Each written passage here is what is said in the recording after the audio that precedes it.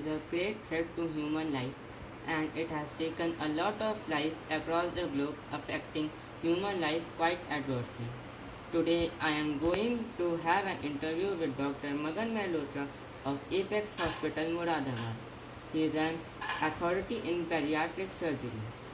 Good afternoon, Magan Mehrotra.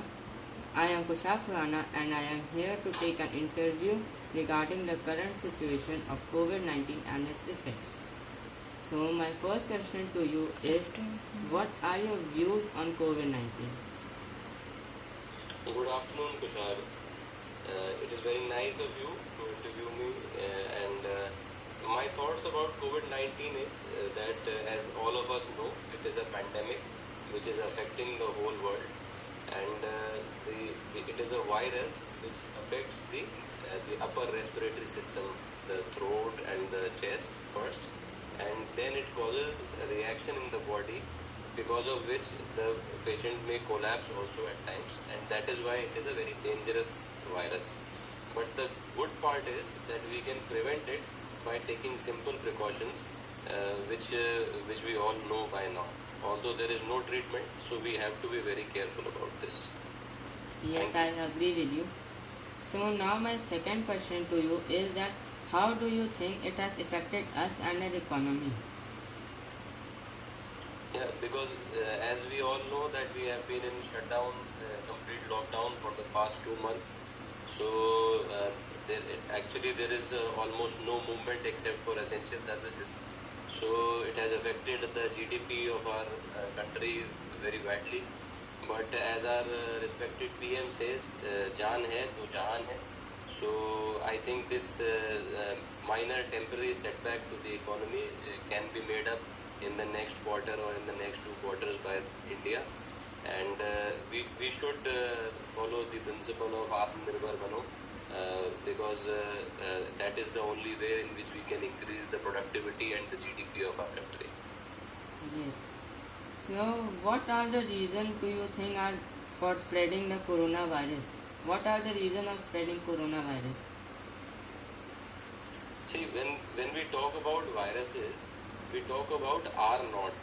R naught is the factor by which a virus spreads. It actually determines how many people a single infected person can infect. So for coronavirus, this R naught is very high, and that is why we have to be very careful about when we are interacting with somebody who is a known case of COVID or who has symptoms suggestive of COVID. COVID is a disease, coronavirus induced disease, COVID-19 that has started in 2019. So it is propagated by SARS-CoV-2 virus, which has started in China. Now SARS-CoV-2 virus is a virus which spreads through aerosol. When a person coughs, when a person sneezes, when a person spits, he discharges these viruses. Even when he is talking, he is discharging those viruses in the atmosphere through aerosols. So we have to be very careful. We have to make this social distance, especially from these people who have fever and dry cough, and in general also. Secondly, we have to use masks so that aerosols do not enter our upper respiratory passage and do not infect us. So these are two most important things. First is maintaining social distance, and secondly, wearing masks in public places and staying away from people who are infected, who are maybe infected. And the third most important thing is to stay away from fomites. Fomites are non-living objects which may harbor the virus for a long time. Like if there is a steel railing in an airport, then we should not be touching the steel railing, or if it was necessary to touch the railing, then we have to sanitize our hands before we take them to our face or to any object that we are carrying. Yes. My next question to you is, how can we minimize the effects of COVID-19? What are the ways to minimize the COVID-19? Yeah, so minimize or to how to tackle better, I would say first most important thing is, even if we get infected, if we are able to decrease the dose of infection. Let us say somebody coughed in front of us, then we should immediately move away. or we should try to cover our face at that time. So even if the virus reaches us, if the dose of the virus is less, if we think somebody is infected and we have to stay near that person, we should try to be there for the minimum amount of time. Like as I'm a doctor, if I am seeing a patient who is COVID positive, then I should try to dispose of the patient as early as possible, because the length of time the patient stays in my room, he is continuously discharging viruses into the atmosphere, and so if I take more virus into my system, then I will have a more severe illness. Secondly, if somebody is infected, then first thing is he should try to give himself rest, because only our immunity can fight this virus. We do not have any said medicine for this which will definitely cure it.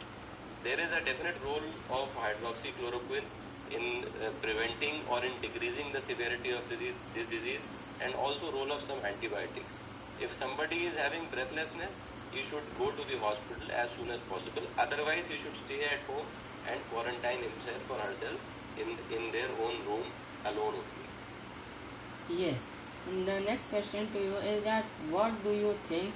How much time will COVID-19 take to exit our lives? Yeah, because there is no vaccine or treatment available as of today for coronavirus disease, COVID-19.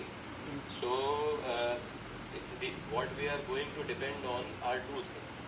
One is herd immunity, and second is the hope that a vaccine will soon be made.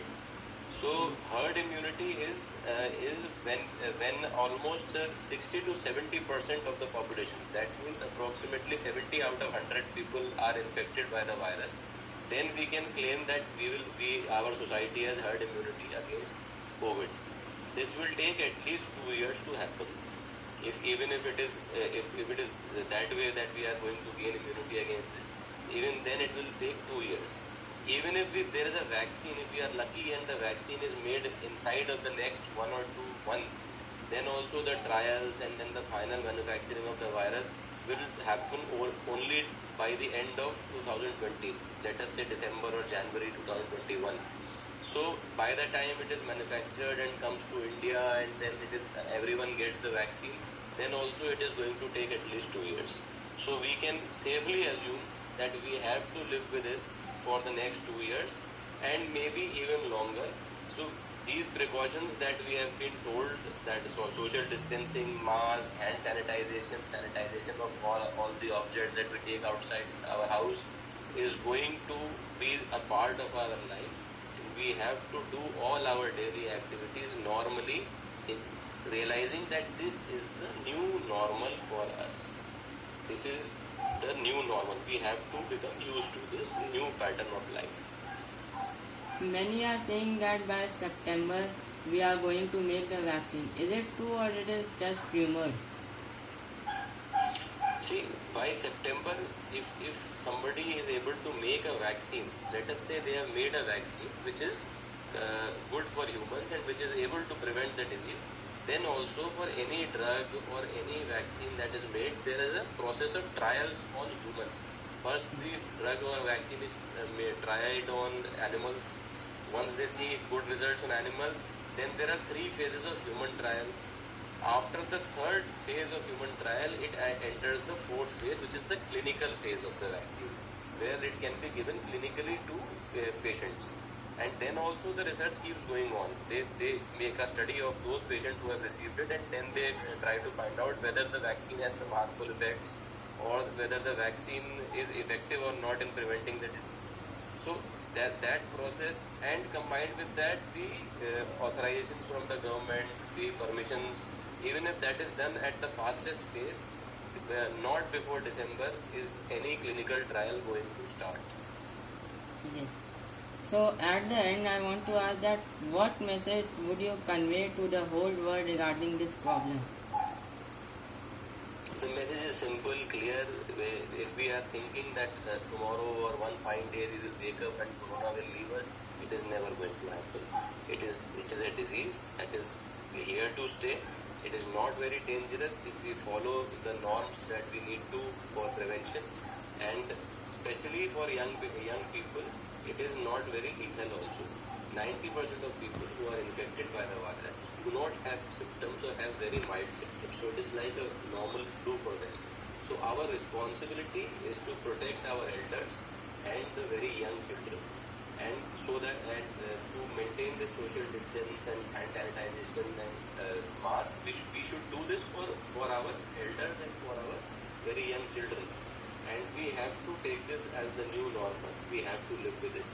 And we should start, like you should start going to the school, I should start going to the hospital, people should start attending their offices, going to their colleges with following the norms. What is important is discipline, that we have to follow the norms. We tend to get lax. We should not get lax with this disease. The only way to defeat corona is to follow the norms. Yes, so after having a great talk with Dr. Magan, I think that all of you must have learned many effects of corona on your present and future lives. So on this note, I would like to conclude this meeting.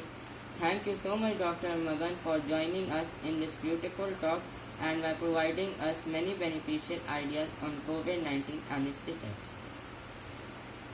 Thank you, Kushal, for interviewing me. It was a pleasure. And may you succeed in life and propagate this message to all your classmates at school. Thank you. Thank you.